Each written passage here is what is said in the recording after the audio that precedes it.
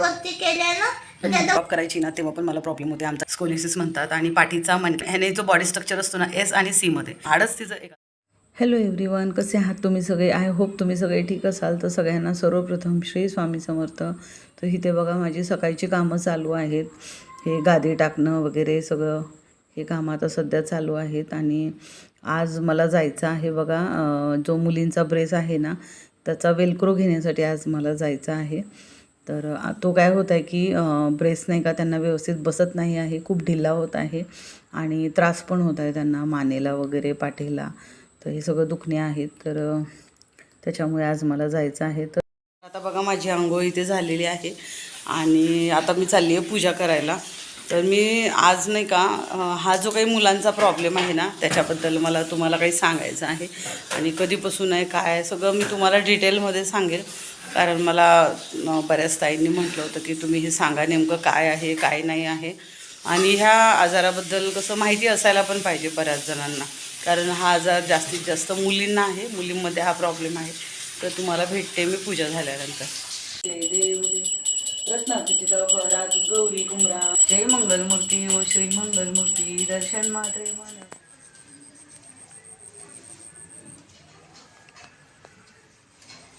माझी पूजा वगैरे झालेली आहे आणि मला भरपूर ताई अशा विचारत होत्या की नेमका हा प्रॉब्लेम काय आहे काय नाही आहे. जो मुलींचा प्रॉब्लेम आहे, मुलींना काय आजार आहे, कोणता काय घालताय तुम्ही कमरेला बेल्ट वगैरे. तर मी तुम्हाला सांगते की ह्याला स्कोलिओसिस म्हणतात. तुम्ही जर गुगलवरती वगैरे तुम्ही सर्च कराल ना तर ह्याला स्कोलिओसिस म्हणतात. आणि पाठीचा मणक्याचा आजार आहे हा.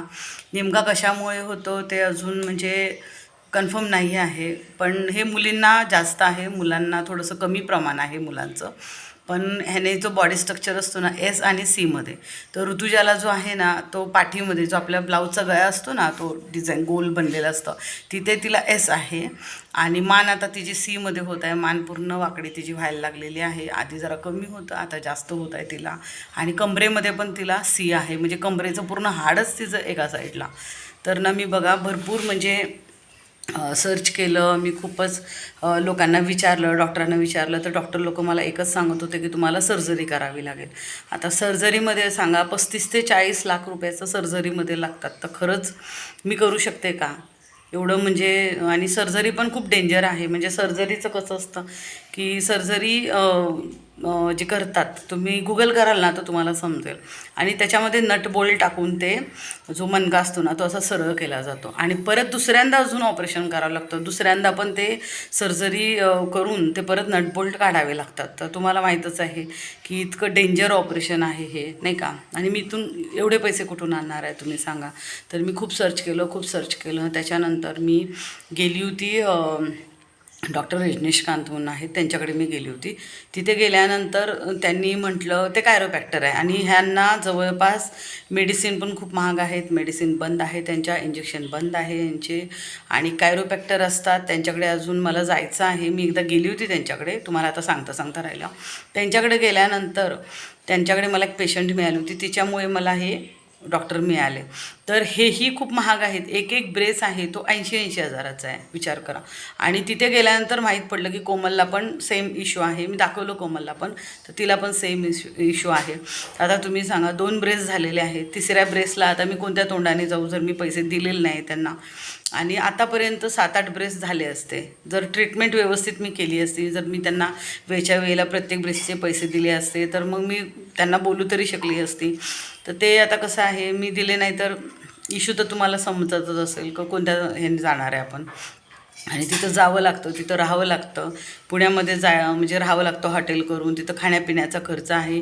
तिथे 1 वे आहे. डॉक्टरांनी जेव्हा बोलवतात ना, दिवसातनं 2-3 वेळा बोलवतात तेव्हा जायचं असते.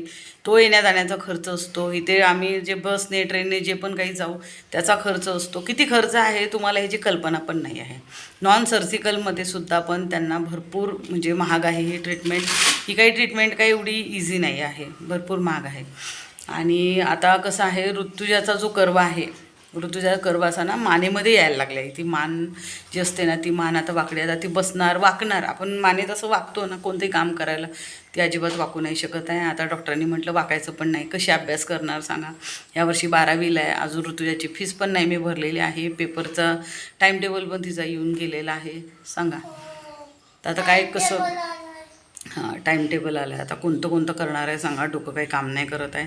किराया हां आता ते कसं आहे म्हणजे ते लोक नाही का आम्हाला फीससाठी फोर्स करत आहे, किराया द्यायचा आहे. आता लाईट बिल आहे कसं तरी 1-1 महिन्याचं देत आहे मी, तेवढ्यात काही होत नाही आहे. अंगावरती किराया आहे अजून 3 महिन्याचा माझा. मी जी कॅमेऱ्याची लेन्स होती ना ती विकली आणि मी त्यांना दिलं. आता खरंच तेवढ्यामध्ये होणार आहे का, अजून पण मला द्यायचं आहे.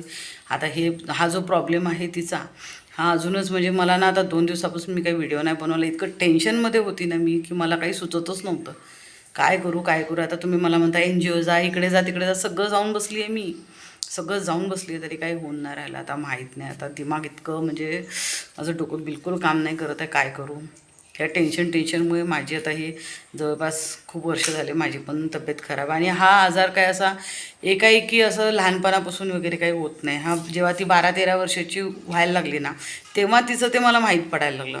तेव्हा तिचा स्ट्रक्चर बदलायला लागला, तिची पाठ वाकडी व्हायला लागली, ती एका पायावर उभी राहायला लागली. असं भरपूर आहे. म्हणजे ही जर तुम्हाला हे जे स्कोलियोसिसची डिटेल देतो म्हटलं ना तर खूपच म्हणजे हे आहे. आणि म्हणजे त्याचा व्हिडिओ खूप मोठा बनेल हे म्हणायचं आहे मला. तर की नाही हे दिसतं तेवढं इझी नाही आहे. तुम्ही जसे मला कमेंट करता ना की भाजीपोळी केंद्रात जा किंवा इथं जा आणि काम होईल, हॉस्पिटलमध्ये आयांची कामं कर. तुम्हाला काही म्हणजे आयांना काही लाखो रुपये देतात का असे पेमेंट वगैरे, आणि तिथे डॉक्टर पण राहतात ना स्कोलियोसिसचे असं तुम्हाला वाटते. पण कसं म्हणजे बोलताना जरा तरी विचार करा ना, एवढी महाग ट्रीटमेंट आहे. आणि असं जे मला कमेंट करता, मी ऑलरेडी टेन्शनमध्ये आहे, डिप्रेशनमध्ये आहे, बरेच वर्ष झाले. आणि खूप अजून मी म्हणजे लठ्ठ होती, माझं वजन कमी होत गेलं. मी स्वतःला सांभाळू की मुलांना सांभाळू मला काहीच नाही कळत आहे. आणि एवढे जर थोडं बहुत असतं तर काहीतरी ना, तिचे दात बाहेर, तिचे दातांचं स्ट्रक्चर बरोबर नाही ना तर तिचं तोंड पण वाकडं होत आहे ऋतुजाचं. सांगा आता पायांचं ऑपरेशन, तिच्या ऑलरेडी पायांचं ऑपरेशन होतं ना, मी ते केलेलं नाही आहे तिच्या. आता ते पायांचं सोडून आता ते पाठीचं लागले मागे, आता त्या कोमलचं पण आहे. कोणतं कोणतं करू तुम्ही सांगा. आणि हे कसं लहान वयात, तेव्हा मला जो डॉक्टर भेटले असते आणि तेव्हा पण जर माझ्याकडे पैसा असता तर हे आतापर्यंत म्हणजे थोडं बहुत तरी कवर झालं असतं. तर आम्हाला लेट माहीत पडले, वरून पैसे नाही आमच्याकडे, कसं करणार आहे तुम्हीच सांगा आम्हाला. वरनं असे तुम्ही टोमणे मारता, हे काही सोपं नाही आहे. जेवढं दिसतं तेवढं सोपं नाही आहे. कुठे मदत मागू, कुठे करू, मी सगळीकडे जाऊन बसलेली आहे. माझं काही होत नाही आहे. कारण हे सर्जिकलमध्ये नाही आहेत ना, मला सर्जिकल नाही करायचं आहे, ऑपरेशन वगैरे नाही करायचं आहे मला. ऑपरेशनसाठी लोक मदत करतील म्हणून काय मी ऑपरेशन करू का माझ्या मुलांचं. हे नॉन सर्जिकल आहे. ब्रेस्ट नेहमी करायचं बघते. उद्या तुम्हाला माहिती मुली आहेत ना, मुलींची लग्न वगैरे कशी करणार मी, तुम्हीच सांगा. इतका मोठा प्रॉब्लेम आहे हा. आणि तुम्ही असं म्हणजे त्याला असं नॉर्मली घेत आहे. तुम्हाला ह्याची कल्पनाच नाही आहे किती डेंजर आहे हे. जर तो ब्रेस नाही घालत तर तिला बसता पण नाहीत. प्लस तिला आता जो ब्रेस आहे 2 वर्ष झाला आम्ही गेलेलो नाही आहे, विचार करा. दर 6-6 महिन्यांनी हा ब्रेस बनवावा लागतो. तुम्ही आता गेलीच नाही आहे जवळपास 2 वर्ष झाले, तर तिचे तर ब्रेस खाली उतरण्या तर मान वाकडी व्हायला लागली. हो ना, मान तिची खाली सरकला. थांबा दाखवतो मी ऋतुजाला. हां आणि ते कमरेला इथे झालं ते. आणि आता माहित नाही, हे बोट पण दुखायला लागले, ब्रेस्ट पण टाईट नाही करताय, ते खूप दुखत आहे. हो ना. आणि ते कसं हात वरती केलंय ना तर त्याचा वरती नाही, आता अजून खाली चालले हात. हो ना, तेच तर सगळं टेन्शन होतं. कारण ब्रेस्ट थोड्या दिवसांसाठी असतो ना, त्यात अजून चेंजेस करावे लागतात. चेंजेसच नाही केले तर काय करणार. तेच तर डॉक्टरने म्हटलं होतं की यान म्हणून, पण आपण गेलोच नाही. आता बघतो. तर बघा मी जॉब करायची ना तेव्हा पण मला प्रॉब्लेम होते. आमचा किराया निघत नव्हता, खाणं पिणं निघत नव्हतं, इतका किराया महाग झालेला आहे. तर मी ट्रीटमेंट कुठून करणार आहे सांगा. खूप महागडी आहे. आतापर्यंत दोघींचे 2-2 ब्रेस झाले, म्हणजे 4 ब्रेस झालेले. तर बघा आता 4-5 लाख रुपये मी आता कुठून जमा करू, कुठून आणू, हा तर प्रॉब्लेम आहे. आणि इथून पुढे पण आता किती ब्रेस लागणार आहे ना ते मला माहीत नाही. कारण तिचा जवळपास 70 डिग्री आहे. तर 70 डिग्रीला म्हणजे जवळपास आता समजा तुम्ही 8-9 वर्ष मला हे ब्रेस म्हणजे बनवावे लागणार आहे, विचार करा. तर 8-9 वर्ष मला हे जे ब्रेस किती ब्रेस लागतील विचार करा तुम्ही. आणि कुठून एवढा पैसा आणू विचार करा. तर आता मी कशी जाणार आहे, म्हणूनच मी हे यूट्यूब चॅनल खोललेलं आहे, ताकी मला थोडीशी जास्त एक्स्ट्रा इन्कम होईल. आता किती यूट्यूबवरनं कमवू शकतात तर मला काही याची आयडिया नाही, कल्पना नाही. पण मला आता कसं आहे, त्या पद्धतीने तेवढी पेमेंटवाले जॉब नव्हते मिळत आणि मुलांचं पण ट्रीटमेंट म्हणजे जे काही एक्सरसाइज वगैरे आहे ना ती मलाच घ्यावी लागते. ब्रेस सारखे टाईट करून द्यावे लागतात, घालावे लागतात. ह्याच्यामुळं कसं आहे, मला घरीच राहावं लागतं. आणि घरी पण मी काही कामधंदा करतो म्हटलं ना तर तेवढं आमच्या इथे म्हणजे आहे नाही ना. म्हणजे तुम्ही म्हणता पाळणा घर वगैरे चालू कर, तर इथे कसे एकदम स्लम एरियातले लोक राहायला आलेले आहेत, गरीब लोक राहायला आले. तर ते लोक कसं, ते हाऊसवाईफ बायका आहे, त्यांना कशाला मुलांना दुसरीकडे ठेवायची वगैरे गरज आहे. ट्युशन पण इथे तेवढ्या चालत नाही आहे.